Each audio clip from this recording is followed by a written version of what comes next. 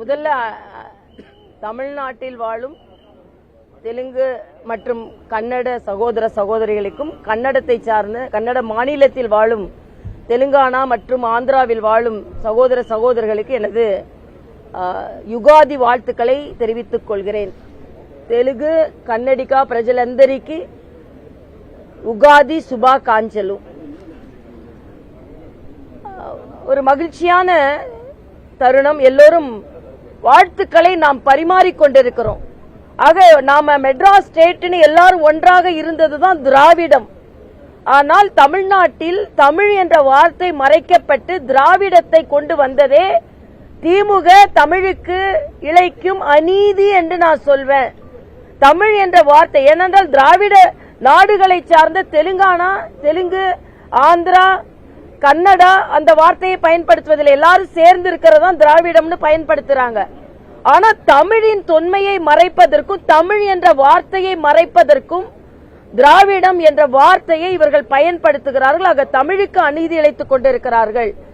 மற்ற திராவிட மாநிலம் என்று சொல்லுகின்ற மாநிலத்தில் கூட தெலுங்கு தேசம், கன்னட தேசம் என்றுதான் சொல்றாங்க. ஆனா இவங்க திராவிட நாடு என்று சொல்லி தமிழின் தொன்மையை மறைத்துக் கொண்டிருக்கிறார்கள். ஆக எல்லாமே அரசியலுக்கான அப்பட்ட நாடகம். அது மட்டும் இல்ல, மரியாதைக்குரிய முதலமைச்சர் அவர்கள் ஒரு யுகாதி வாழ்த்து தெரிவிக்கிறதுல கூட பிரிவினை ஏற்படுத்துகிறார் என்பது மிக மிக வேதனையான ஒன்று. வட இந்தியாவும் சார்ந்தவர்களும் நமக்கு யுகாதி வாழ்த்துக்கள் தெரிவிக்கிறாங்க. ஆனா அந்த வாழ்த்து தெரிவிக்கிறதுல கூட ஒரு பிரிவினையை ஏற்படுத்தி ஹிந்தியை பற்றி சொல்லி, ஆக இது தமிழனின் பண்பாடு கிடையாது. ஆக திராவிட முன்னேற்ற கழக தலைவர் அண்ணன் ஸ்டாலின் அவர்களும் உதயநிதி அவர்களும் தமிழின் அடையாளத்தை தொலைத்துக் கொண்டிருக்கிறார்கள் என்பதுதான். அதே மாதிரி கீழடியில முதலில் கீழடி அகழ்வாராய்ச்சிக்கு அதிக நிதி ஒதுக்கியதே மரியாதைக்குரிய பாரத பிரதமர் தான். ஆக கீழடியில அகழ்வாராய்ச்சிக்கு நிதி ஒதுக்குனா நாங்க அழுத்தம் கொடுத்ததுனால அப்படின்னு சொல்ல வேண்டியது. அதே மாதிரி சாகித்ய அகாடமியை பற்றியும் ஞானபீட விருதை பற்றியும் ஒருதலை பட்சமா இருந்து கொண்டிருக்கிறார்கள் என்று சொல்லிட்டு தமிழர்களுக்கு கிடைத்த உடனேயே அது தனியார் நிறுவனமா அரசாங்க நிறுவனமா என்று பாராமல் உடனே அவர்களுக்கு கிடைக்கும் பொழுது நாங்க அழுத்தம் கொடுத்துதான் நாங்க போராடிதான் பெற்றோம் என்று சொல்வது. ஆக நீங்க போராடி யூபி அரசாங்கத்தில் நீங்க ஆட்சியில் இருக்கும் பொழுதே தமிழுக்கு எந்த மரியாதையும் உங்களால் கொண்டு வர முடியவில்லை, தமிழர்களுக்கும் எந்த மரியாதையும் கொண்டு வர முடியவில்லை. அதனால இன்றைய காலகட்டத்தில் அது மட்டும் இல்ல, இன்னைக்கு ஹிந்தி எழுத்தை அளிக்க போகிறேன் என்று ஒரு சகோதரர் உயிரிழந்திருக்கிறார். உயிரிழந்ததற்கு எனது அஞ்சலி. ஆனா மறுபடியும் சொல்கிறேன், எல்லோரும் ஒற்றுமையாக வாழக்கூடிய தேசத்துல கடைசி ஆயுதமாக ஹிந்தியை எடுத்து மறுபடியும் மக்களின் அடிப்படை தேவைகளை கண்டு கொள்ளாமல் உணர்வு பூர்வமாக இந்த தேர்தலை எடுத்து செல்ல இருப்பதை நான் வன்மையாக கண்டிக்கிறேன். உண்மையான மதச்சார்பற்றவர்கள் என்றால் தேசிய ஜனநாயக கூட்டணி தான், மரியாதைக்குரிய பாரத பிரதமர் தான். அதனால இன்று எல்லாவற்றிலுமே குழப்பம் ஏற்படுத்த வேண்டாம் என்பதும் முதலமைச்சர் சொல்றார். 2 மேடை, ஒன்னு திராவிட மேடை, ஒன்று டெல்லி மேடை, எதில் ஏறுகிறீர்கள் என்று கேட்கிறார். நீங்க டெல்லியில மேடையில இதே பாஜக கூட நீங்க டெல்லி மேடையில ஏறினவங்க தான். ஆக 2 மேடையும் நம் தமிழ்நாட்டுக்கு வேணும். நம்ம தமிழ்நாட்டு மேடையில ஏறி மத்திய அரசின் நல்ல திட்டங்கள் தமிழ்நாட்டிற்கு கிடைக்க வேண்டும். ஆனா மறுபடியும் மொழியா இருந்தாலும் சரி, மேடையா இருந்தாலும் சரி, மாநிலமா இருந்தாலும் சரி, பிரித்து நீங்க வைக்கிற மேடை இன்னைக்கு அதிகமான எண்ணிக்கை ஏத்தி உங்க மேடை சரிஞ்சிரும் போல இருக்கு. இந்திய கூட்டணி என்ற மேடை சரிஞ்சிரும் போல இருக்கு. ஆனா நாங்க மிதமாக சரியான கூட்டணி அமைத்து இந்த தேசிய ஜனநாயக கூட்டணி நிச்சயமாக வெற்றி பெறும் அளவிற்கு நாங்கள் உழைத்துக் கொண்டிருக்கிறோம். மக்களும் அதை எதிர்பார்க்கிறார்கள். என விளாத்தி குளம் ஒன்றே போதும் எவ்வளவு கொடூரம் தமிழ்நாட்டில் நடந்து கொண்டிருக்கிறது என்பதற்கு. அதனால் நிச்சயமாக மக்கள் மாற்றத்தை எதிர்நோக்குகிறார்கள் என்பது எனது கருத்து.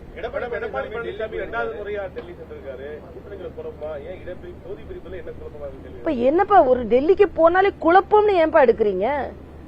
அவர் ஒரு பயணம் செய்கிறார், அவ்வளவுதான். ஏதாவது தமிழ்நாட்டில் ஒரு கூட்டணி கட்சி தலைவரை இன்னொரு கூட்டணி கட்சி தலைவர் பாக்குறதுக்கு டெல்லி போனா அது குழப்பம். ஆனா 6 தொகுதி வாங்கின கம்யூனிஸ்ட் 5 தொகுதி அழுத்தம் கொடுத்து 5 தொகுதி வாங்க வச்சிருவாங்க.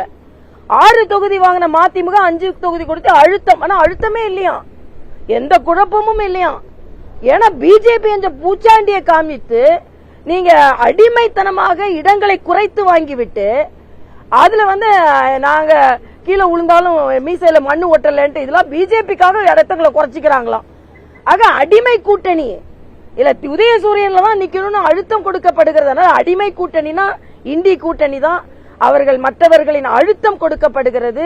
அவங்க சீட்டுகளை பறித்து விட்டு தேசிய ஜனநாயக கூட்டணியும் பிஜேபியும் காண்பித்து தான் உங்களோட சீட் ஷேரிங்க பிஜேபியை காண்பித்து தான் நடத்த வேண்டியிருக்குது திமுக அணி என்பதையும் இங்கே நான் தெரிவித்துக் கொள்கிறேன்.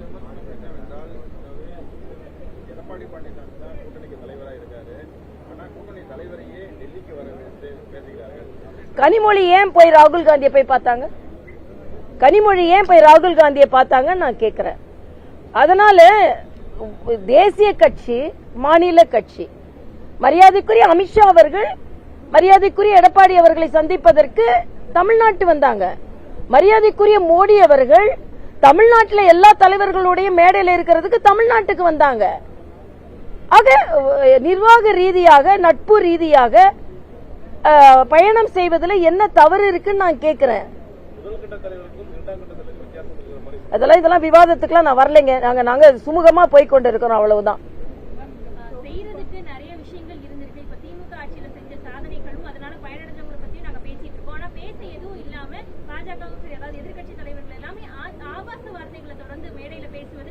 அதாவது நான் இதுல ஒன்றை நான் மறுக்கிறேங்க.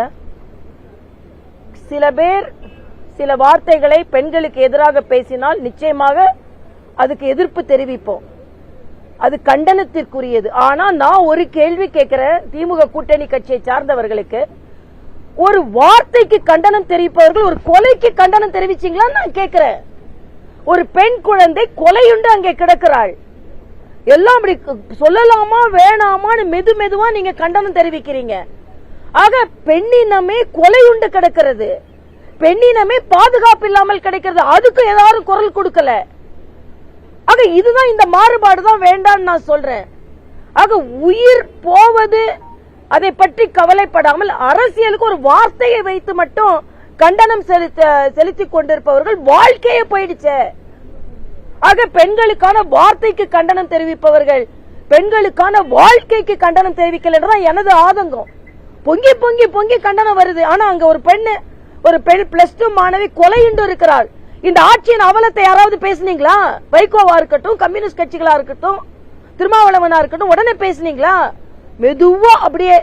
ஆனா அதே ஒரு வார்த்தை தவறாக வந்து விட்டது, வார்த்தை தவறா வந்தது தவறுதான். ஆனா அதுக்கு காண்பிக்கின்ற கண்டனத்தை உடனே செல்வ பிறந்தக அதுக்கு ஆர்ப்பாட்டம் பண்றாராம். நான் கேட்கிறேன், ஒரு குழந்தை கொலையுண்டு இருக்கு, அதுக்கு ஆர்ப்பாட்டம் பண்ணீங்களா நீங்க? அதே மாதிரி பெண்களுக்கான பாதுகாப்பு இல்லை. இங்க மதுராந்தகத்துக்கிட்ட ஒரு குழந்தை பாலியல் பலாத்காரம் செய்யப்பட்டிருக்கு, அங்க ஒரு குழந்தை பாலியல் பலாத்காரம் செய்யப்பட்டு கொலை செய்யப்பட்டிருக்கு. சிலிண்டரை தூக்கி தலையில வச்சுட்டு போராடிட்டு இருக்காரு. சிலிண்டர் தலையில தூக்கி வச்சுன்னா இன்னைக்கு சிலிண்டர் உள்நாட்டு உற்பத்தி 73% அதிகரித்து இருக்கிறது. இன்னைக்கு ஹர்மூஸ் மூலமா நம்ம கப்பலை மட்டும் விட்டு கொண்டு இருக்கிறார்கள். சிதம்பரம் அதுல வேற விட்டது 8 நாளைக்கு தானே கேஸ். அதுக்கப்புறம் மோடி ஏற்பாடு பண்ணுவாரு. நீங்க இலங்கை தமிழர் பிரச்சனையில எப்படி வெளியுறவு கொள்கையை வச்சிருந்தீங்கன்னு எல்லாருக்கும் தெரியல.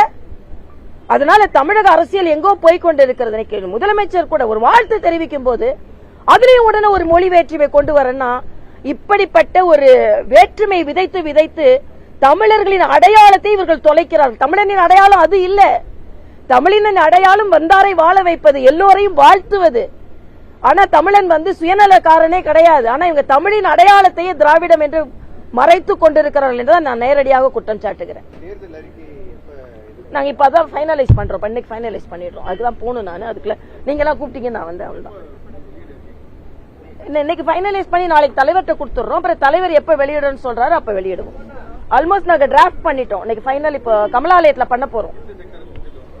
எல்லா செக்டருக்கும், குறிப்பா மகளிர், விவசாயம்.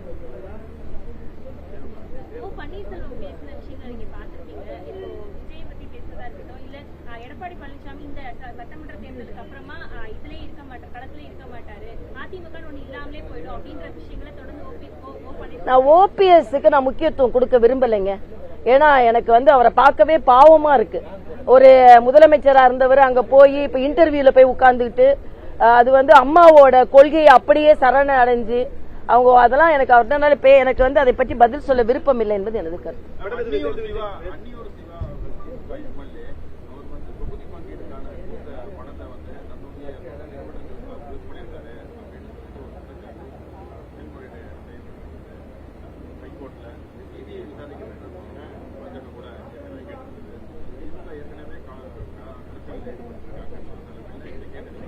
இல்ல, எங்க முறைகேடு நடந்தாலும் அது தீவிர விசாரிக்கப்பட வேண்டும். அது அவர் எந்த மதவாத கட்சி எங்க பார்த்தாரோ இல்ல, எந்த மதவாத கட்சின்னு சொன்னா பரவாயில்ல. ஏன்னா நாங்க மதவாத கட்சியே கிடையாது. நாங்க எல்லாருக்கும் வாழ்த்து சொல்றோம். மதவாதம்னு ஒரு திமுக சொல்றாரு. ஏன்னா அவங்க தான் இந்துக்களுக்கு வாழ்த்து சொல்ல மறுக்கிறாங்க. அல்ல, எங்களை பொறுத்த வரைக்கும் எல்லாருக்கும் நாங்க இணையாதான் இருந்து கொண்டிருக்கிறோம் என்பது எனது கருத்து. நன்றி தம்பிங்க.